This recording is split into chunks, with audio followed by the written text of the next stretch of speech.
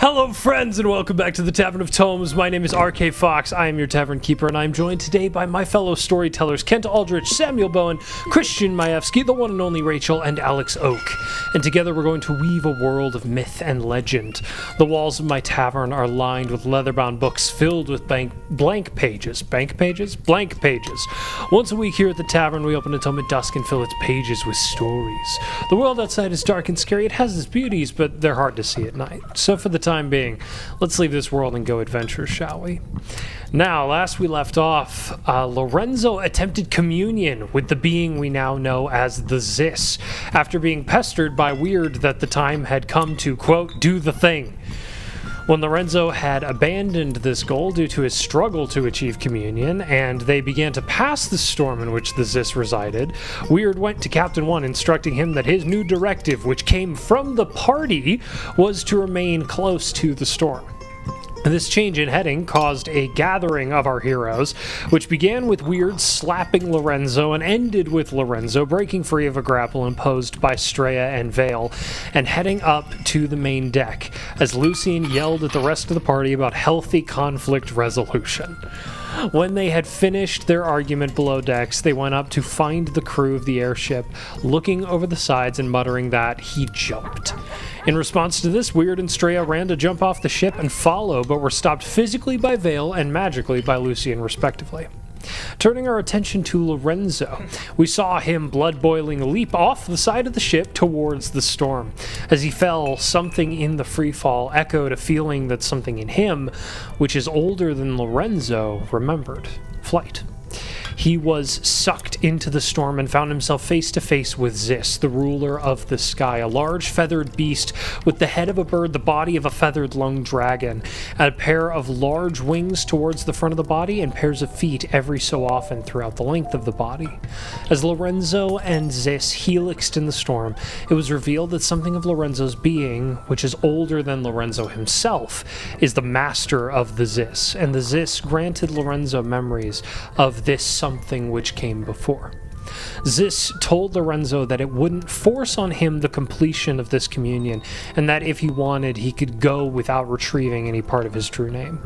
Lorenzo took a moment and, despite the ennui he usually tries to carry, chose to press forward and receive part of his true name. The beast then clawed at its chest to reveal under its scales the first three letters of this name.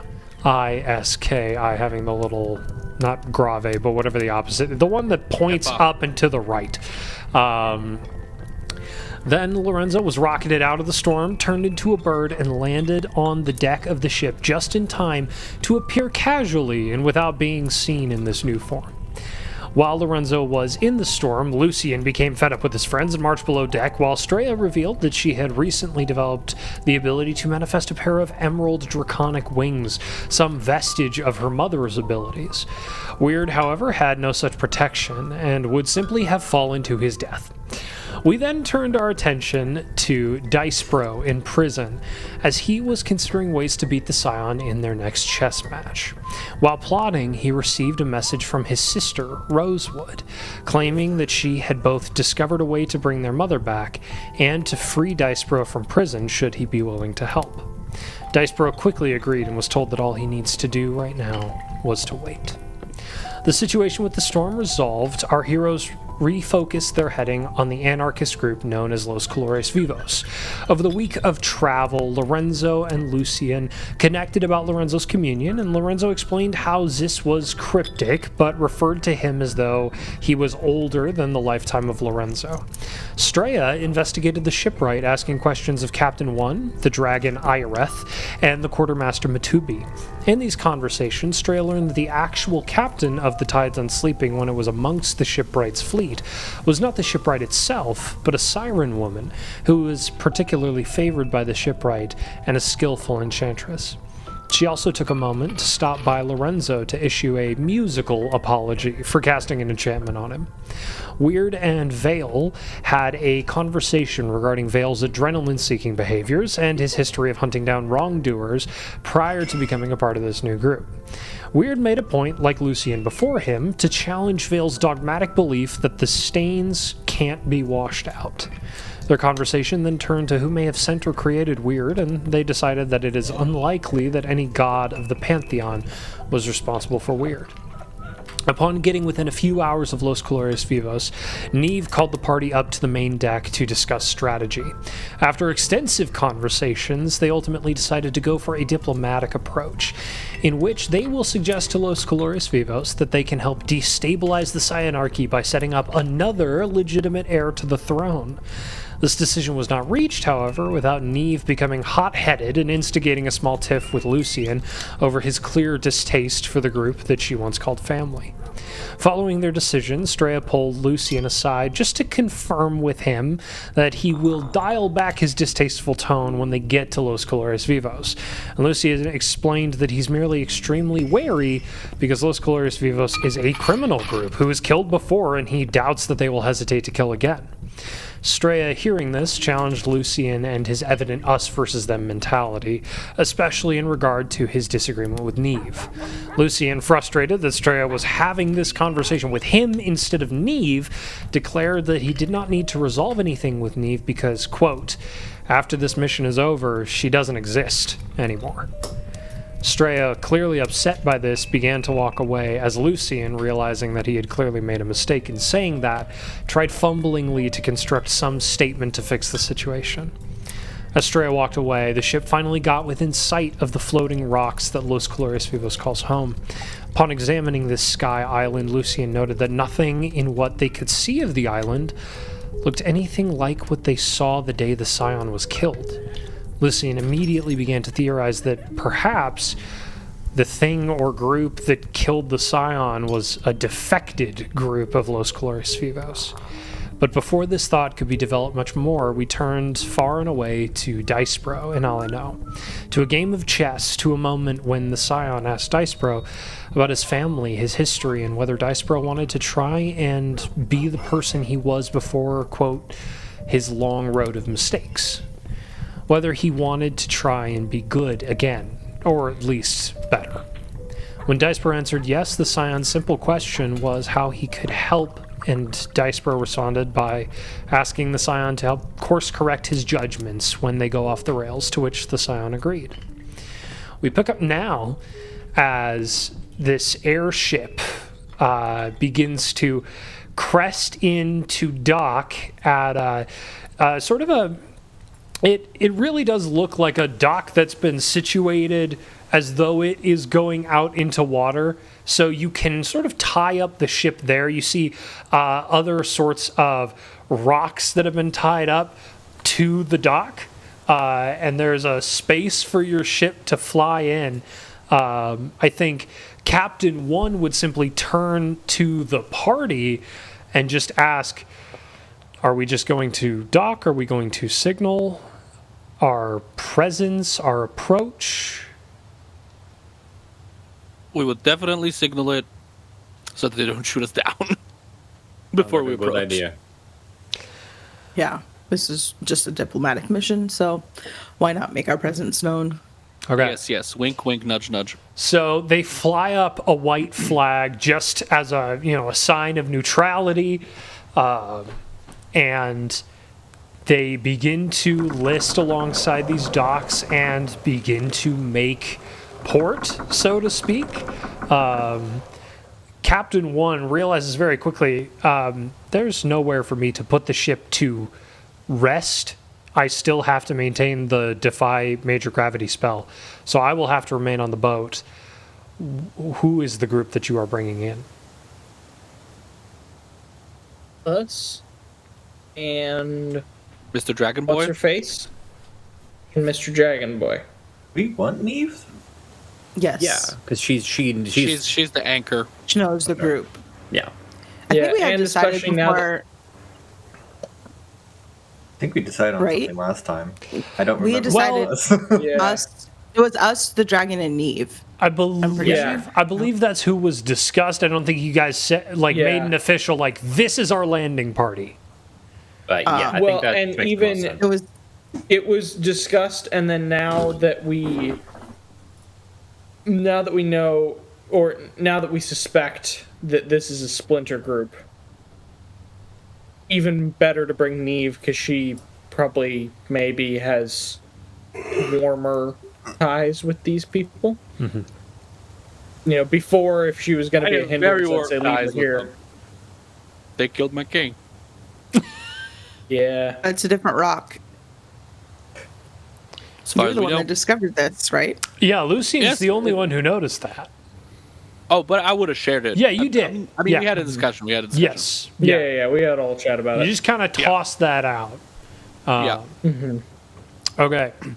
So you guys make port. You land. The five of you alongside Mitubi Kitwana, or not Mitubi, alongside Iareth and Neve, walk off of the gangplank onto the port, and just you don't have any facial features. It is a porcelain mask with some loose painting on it. A man comes up and says, hello, how can I be of assistance? I guess You're the ambassador. Roll out the elephant for us. I'm not the charisma character. Technically, I am. And yet you chose to be an ambassador. Because I am wise beyond my years. Okay, Can't take it away. You're you have high charisma. Oh no. Hello, how's it going? Not you. And now the Navy sailor is doing a job. I find it so funny that you're not letting the 20 charisma person speak. I don't it's not ability, it's whether I want to do the right thing. Hello, we are here to perhaps speak to any individual who may be in charge, any group. I believe you guys are more of a little bit, not quite that kind of people, you know. We are here on a diplomatic mission. Yes. We are from the Alliance. I'm trying to think because I don't. We're from the Cyanarchy.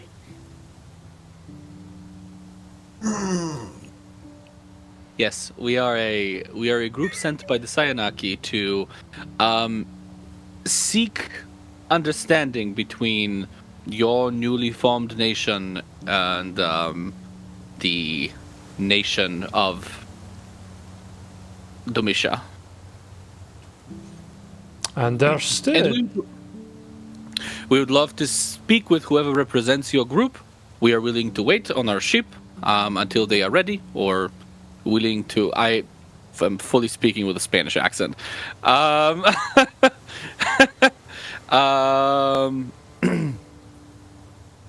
We would be fully willing to wait on our ship for whenever they would be available. I know that this is quite unexpected. We are not demanding anything. We are simply here to discuss possible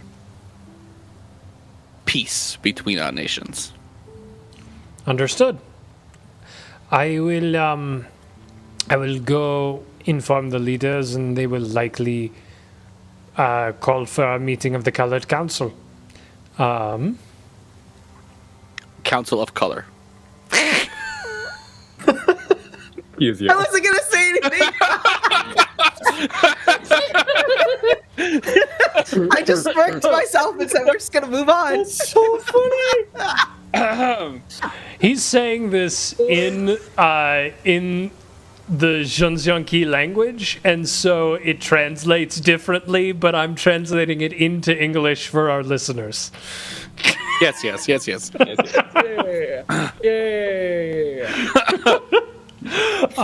Nice save, Reese. Nice save. No, that's genuinely the explanation. No, don't worry. When Reese is explaining, it's not saving. That is what he thought. I'm explaining the canon.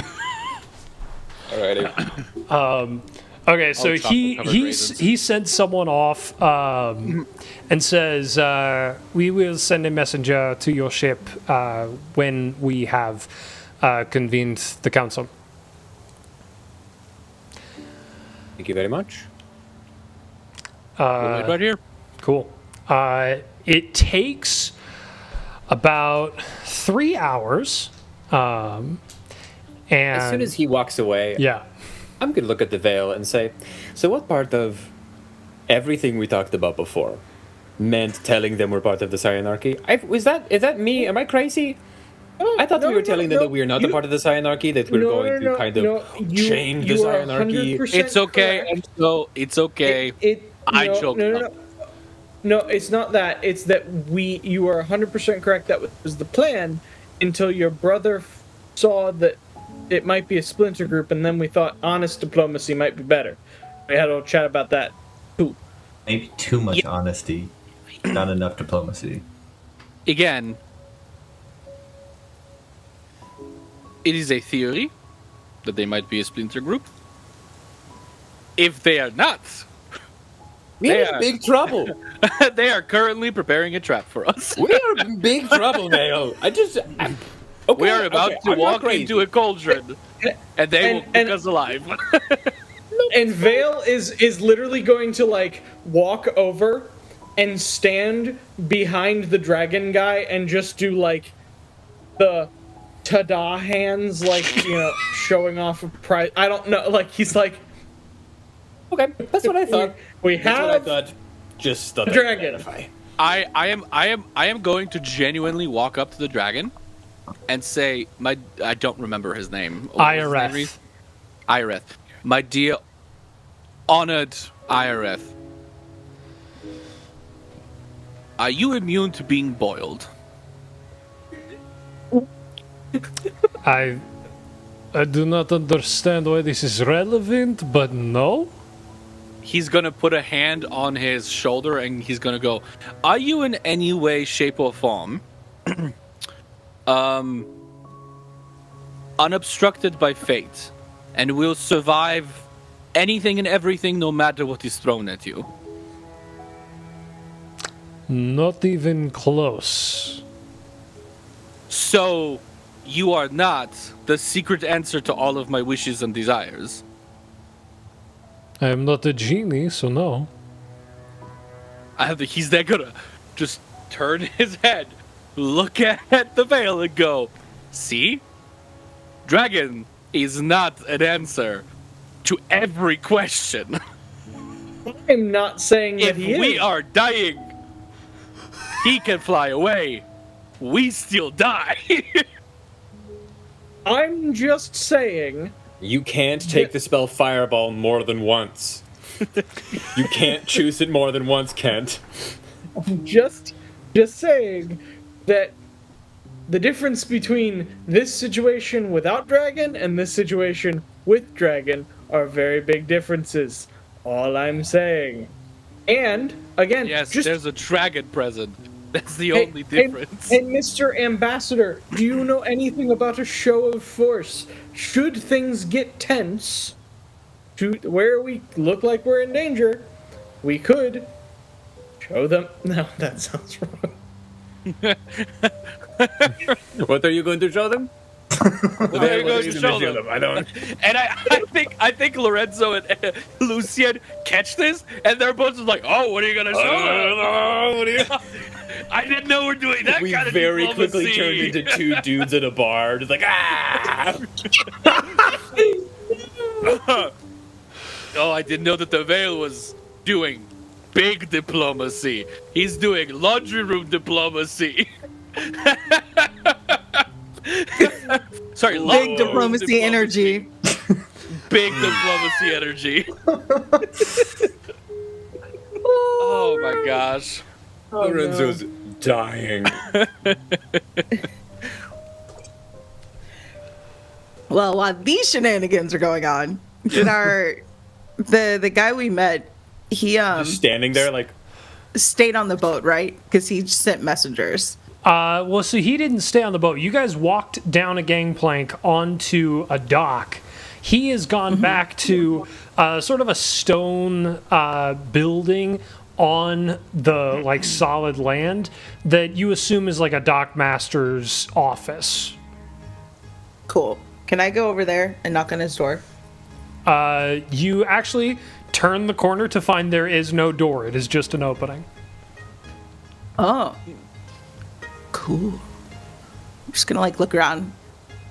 I'm just gonna try and make like casual conversation. I am. Because we've been on the ship for a while, right? I'm just trying to. I'm not trying to impose anything here, but I'm pretty sure Lucian would, as we were approaching, say something along the lines, if you have to go on an escapade by yourself, take someone with you. Okay, yeah, I'll take a weird. Yeah. Just so that there's at least 50% more chance of success. The king of casual I have not socializing. failed Weird. in anything yet. Casual. That is Rachel, that is the right mindset. Oh boy. Yeah, I haven't failed Nothing anything terrible happened the last time we both went to go do something. yet. That's what I'm saying. My chances actually went down by 50% by keeping weird with me, but that's fine. I wish I will follow orders. when I grow up, I wish to be half as delusional as you. Okay, so It's a great place to be. So Straya and Weird, Straya, you go over to the Dockmaster's office. He's got like, he's got a desk, but it's not like a normal wooden desk as you would know it. It's just a slab of stone that appears to have been carved out from what would have been attached to the wall. So now it's just like a slab of stone that sticks out. And so he's just working, filling out some paperwork. Looks up and says, "Hello, how can I help you?" Oh, I was just looking around. I've never been on a floating rock before, and this is pretty epic. Did you make this desk, or like, did it come this way? He just does like a quick twist of his hand, and then like a little like, like those like desk trinket statue things. One of those just kind of comes up out of the desk. The bird. Shut up. That's awesome. Yes. And then he just casts produce water into a glass, and then the bird starts doing the thing.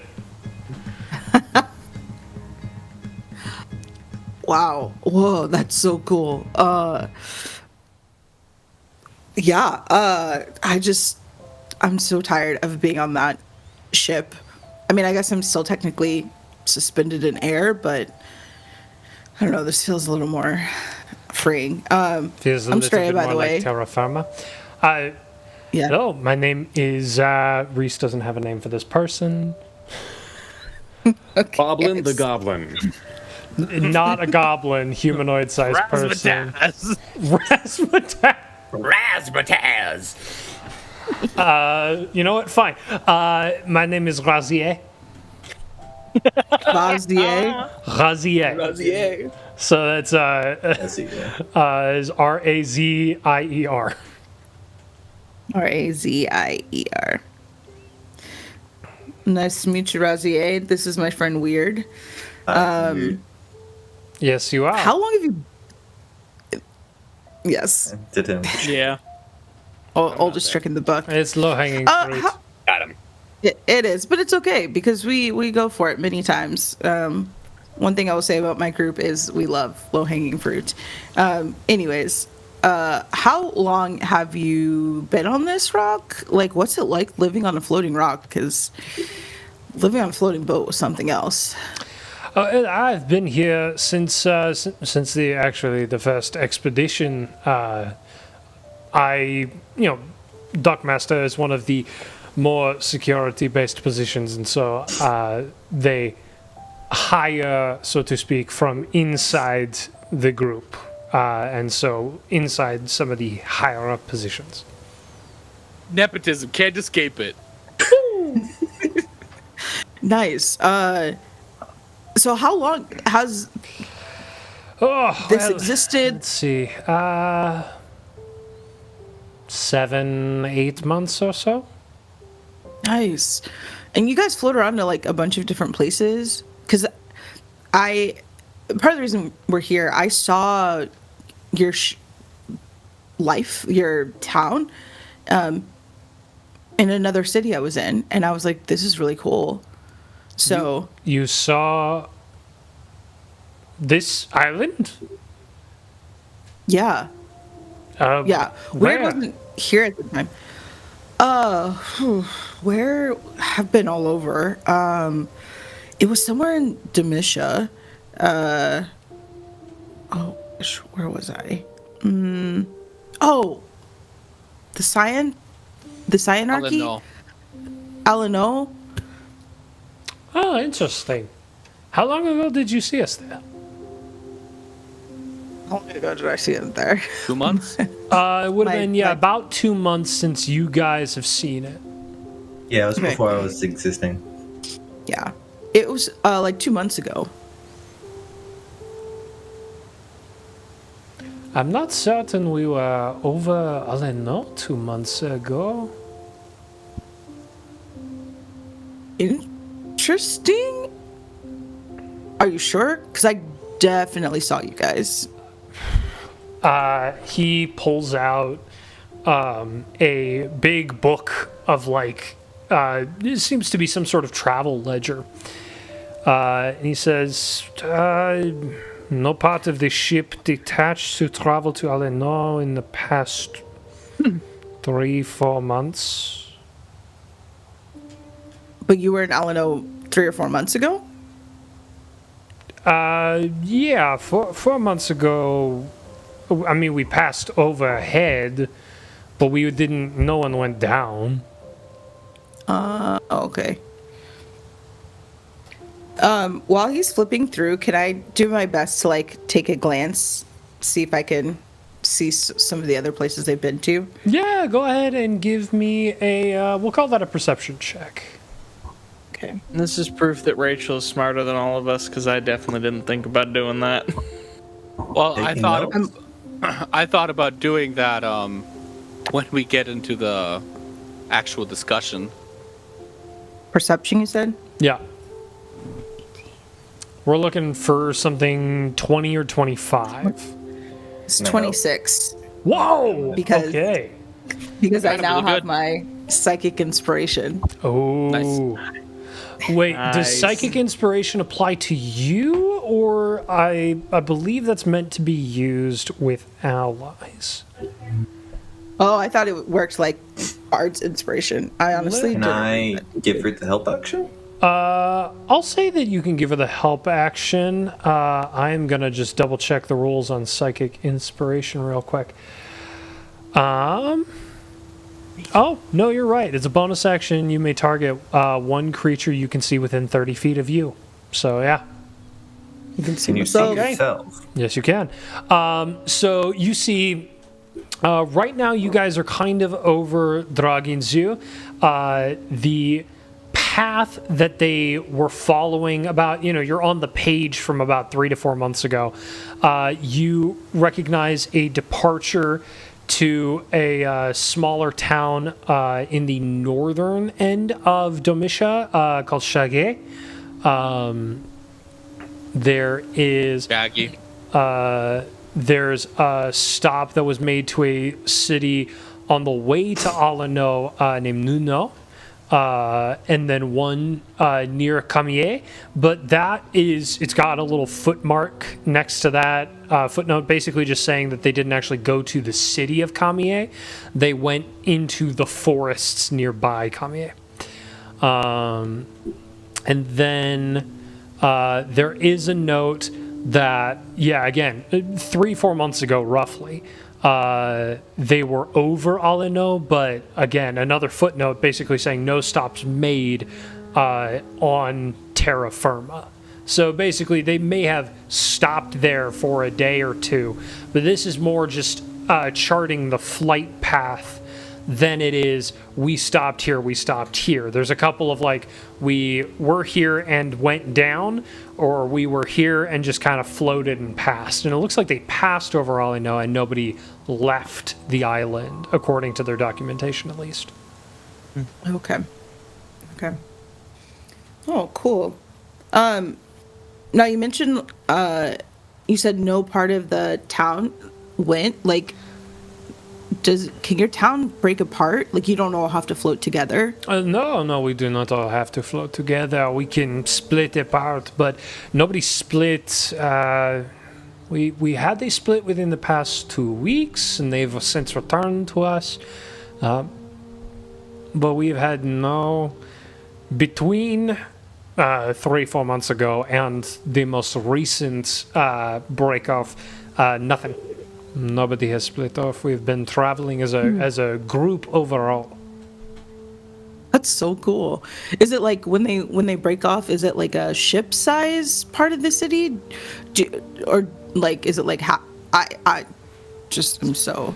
Well, this is so fascinating to me. Some of the parts of the city have been refined. Others are a little more rough. So you see on the edge of the dock, and he sort of points out the door opening, how the edge of the rock that the dock is built onto is a lot more jagged and isn't like polished or smooth or anything. But then he points out a window to his right, and you see up further into the city itself, you see parts that are like just a straight drop off as though it has been worked stone. And so he'll point out to the main parts of the city and go, sometimes our mercantile section of town can break off almost as though it's like a big jigsaw puzzle piece. It slides out and then floats away. And then they will go to business and then come back. Nice. What kind of business do you do? Being as high up as we are, we have unique soil compositions, and we have therefore unique plant life that the animals thrive off of. So we get different kinds of milks and different kinds of eggs from the chickens, and so those can be sold, or obviously we keep enough of a supply to help feed our people here, but in order to make sure that we have some sort of useful say for the world below, we continue to export portions of that. And it has, extreme health benefits compared to some of the stuff that they are dealing with down on the terrestrial Earth. Wow. So if we get a shopping day, where would you suggest I go to get like the best milk, the best egg? Like I want to take all this in. This is incredible. I've never traveled to a place like this. My personal favorite farm is the ceramic fields. They are named obviously for our ceramic porcelain masks, and I absolutely love their free-range eggs, the raw milk, all sorts of wonderful things. Amazing. What are you muttering, Kent? Bunch of hippies. Hippies, that's what I thought. So do you guys ever open up to tourism? Because I feel like you could make a lot of money like showing people around. You should be like the head of it. I feel like I'm learning so much from you. Well, so the goal is not to make a lot of money. The goal is to create a sustainable society away from some of the political, social, economic issues. It's pun intended, rockily getting there. But the goal was originally that all who wanted to come would be welcome. And then we ran into the issue of all who wanted to come could not fit. And so we've since had to reconsider how we achieve our goals. And we're still considering, and right now it has just been a lot of focusing on making sure that we can take care of ourselves in the way that we want to before we try to get others involved. Oh, so you're like building a utopia here. That's really cool. That is the dream. It rarely ever goes the way you want the dream to go, but we're trying. Tell me about it. So, like, do you have a king, a president? Like, I know you said you're trying to escape political.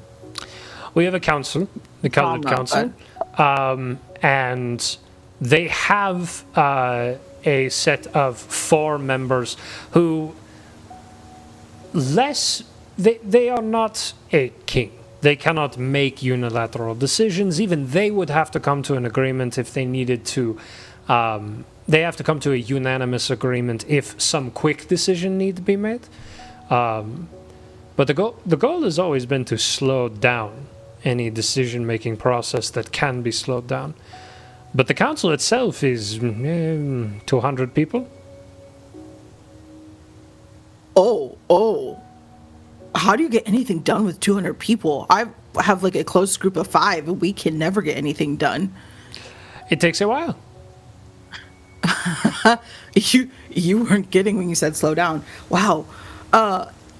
In that, like, has there ever been an argument so big that like part of the council was just like, we're done, and they just like leave? Or has it been like really peaceful this whole time? I mean, it is not always perfect. There have been, struggles, but nothing that could not be resolved given time. We are very intentional that the council does not become an impersonal thing. It is easy for those fights to be just something that you break away from, and or you get into a fight and you break and run away. When we find it's easier for those problems to arise when the relationships to your fellow council members are less personal.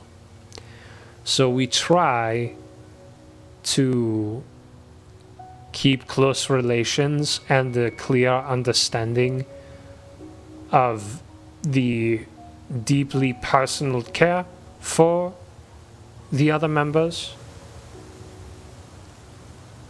We've had, the council was originally 250. We've had people step down because they wish not to be a part of the conflict, but they've not left. They've just decided that being in the council is not the right place for them. Oh, interesting. DM, do I believe him and everything he's telling me? Make an insight check. Like, could he potentially be hiding? Can I give the help action to the insight check? You can make an insight check. Darn. Nope.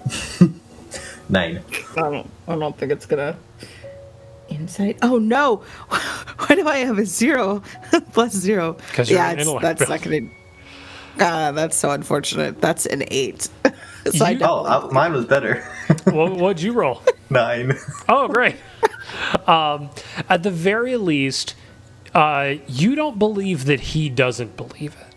Even if you're looking at it going, I don't know if I believe this, at the very least I know he believes it. Yeah. So. Cool. Noise. No, awesome. So, sorry, one last thing. I know you're probably working. I just, again, was so bored on that ship, so I'm really sorry to take up your time.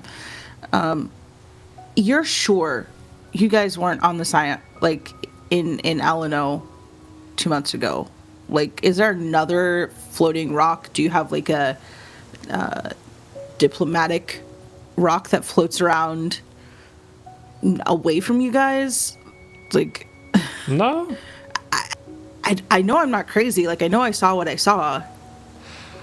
Are there... I don't disbelieve that you saw what you saw. One of the things that Los Colores Vivos believed very early on was that it is a important thing to do, to question not only what you believe, but also what you believe about what you saw. When you see something, it's easy to assume that what you are seeing is the truth. And to question your own insights can be beneficial if your process for questioning your own insights involves trusting and finding those who you can trust to help share their insights. Perhaps what you saw is the truth that you are assuming that is mistaken to assume. Bro, I'm 18. You just talked in circles around me, but Sorry. it sounded cool. It's okay. It's fine.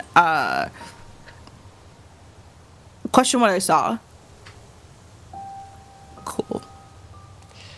Anyways, what do you do on the dock? And I'm just gonna Yeah. ask it. We can cut this conversation. Yeah. And you continue to engage him in conversation until his attendant comes back saying, "Oh, yes, weird." While they're chatting, is there anything on the Hexnet that I can kind of confirm what he's saying at all? About And see if there's just see that I'd like to essentially check the Hexnet. I don't even know if that's what it's called. It's called the Hexnet. it's called the Hexnet. Excellent. Just to see if people posted anything about Los Colores Vivos on the day that Straya mentioned that 2 months ago. Yeah, so I'll remind you that the only things that are still on the Hexnet regarding Los Colores Vivos are forums discussing that Los Colores Vivos is something that's been censored out of the Hexnet.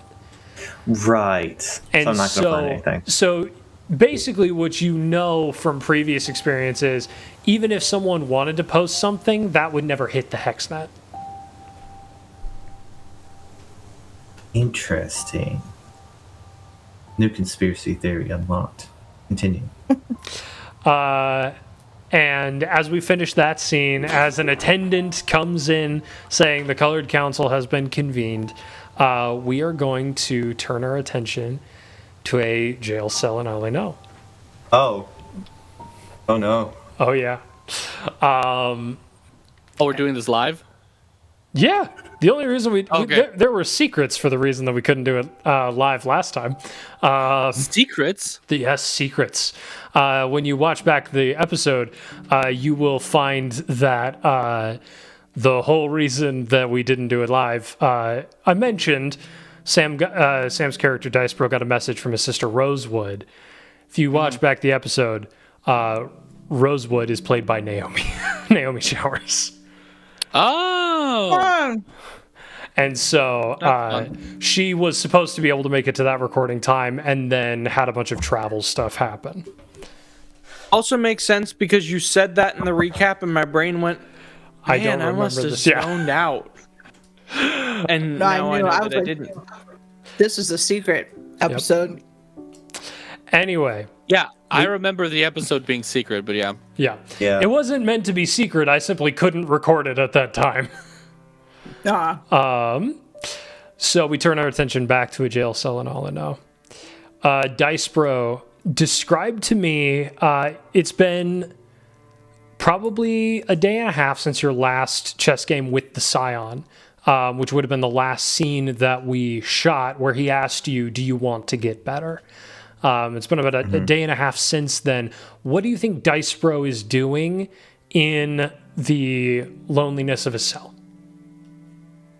At this point, he's probably kind of lying on his back, staring at the ceiling, just going through old, memorized notes of Wizard 101, just to remind himself of the magic stuff that he's learned, just to pass the time. Yeah. As you are considering old Wizard wizarding notes. I need you to make for me a Constitution saving throw. Okay, let me pull up my other character sheets. That's always a good sign. No. Oh no. 9 again. Okay. That's awesome. It takes a second for you to realize what has happened, because all of a sudden you're looking up and you see just rocks flying over top of your head very quickly, shattering against your prison bars, knocking any guards that were immediately in front of those bars against the wall and unconscious. So the wall has been blown clear out, and the reason it takes you a second to realize what you just made a save against, because you didn't take any damage, you're not injured. You made a save against, you find that you're deafened, because you didn't hear this happen, and all that you've got now is the ringing in your ears. And I think I'll ask you, what do you do in response to this first? Try to see where the rocks came from. So this is the stone wall.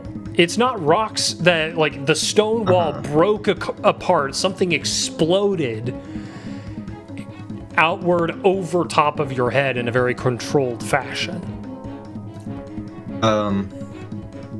He'll kind of just scramble to his feet, kind of get away from where that explosion happened as far as he can in his cell. Yeah. I assume he's still chained up. Well, you have like chains on you, but you're not chained to anything in the room. And as you get up, you see this hole in the wall, and again, you cannot hear anything, but you see through the window someone who looks like they are a member of Los Colores Vivos. The porcelain mask, and they're like beckoning to you. And when what do you do in reaction to the beckoning? Gesture that I'm chained up still, like, bruh, what do you think I'm doing? They really quickly wave their hand. My vacation home? They come in real quick and they kind of mess with the shackles, and they come off, and you get that ringing in your ear, and the hearing starts to come back to you, and they speak to you and go, come on, we've been sent by your sister. We're here to get you out. Oh, no. Yes, now. You said you wanted to help.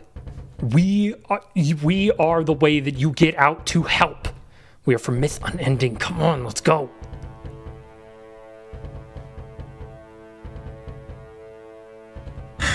Seeing the Los Colores mask, I'm gonna make a roll.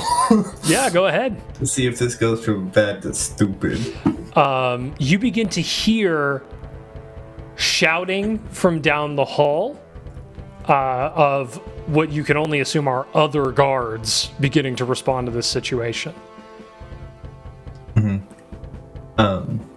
There's a moment where he's just kind of looking at the mask, remembering, like, they are the ones, or someone similar to them, came and killed the Scion. And for a second, there's just pure rage. And then he kind of snaps back, he's like, no. And he just kind of shoves them away. It's like, no, I cannot leave. If you want to help me, I have to do it a different way. I can't stay here. I gotta go. We have a very short window. Either you come now or we're leaving you. Tell her that I'm coming, but I have to go a different way. No. And just, sorry, this was your opportunity. This was what Rosewood had for you. If you don't take it now, we got nothing for you. Just tell her that I will be there. Fine. If your sister has mercy, then maybe you'll see her again. And just runs out the window. And you see another set of guards comes up and what happened? Did you? I mean, you're not running, so why? Someone wanted me. They just left. You should let them know. I can explain things later, but go find them. He just immediately turns down the hallway, starts shouting some things in Jun's, telling them to establish a perimeter, and you are left standing in your jail cell, the window open, your shackles undone. Hands down. Pulls pace back up. And with that, we're going to finish this episode of Tavern of Tomes. What? Nice. With Dice throwing his pants down? No. He pulled them back up. He pulled them up. Don't worry. Holy! All right. Got to everything in this section. Before we go, does anybody have anything they want to plug? I'm good. Everything's normal. Magic Missile Minis. Watch me make D&D minis, Warhammer kit bashes, as well as checking out my band Kin KYN. We just released a new single, what will probably be a month ago. Yeah, we released a new song recently, so go check that out. It's called Disembodied Hands. We're super proud of it. It's super great. I listened to it. You should all go watch the video where Alex made my character for a home game a mini. It was really cool. Yes, Go watch it. It was great. Very cool.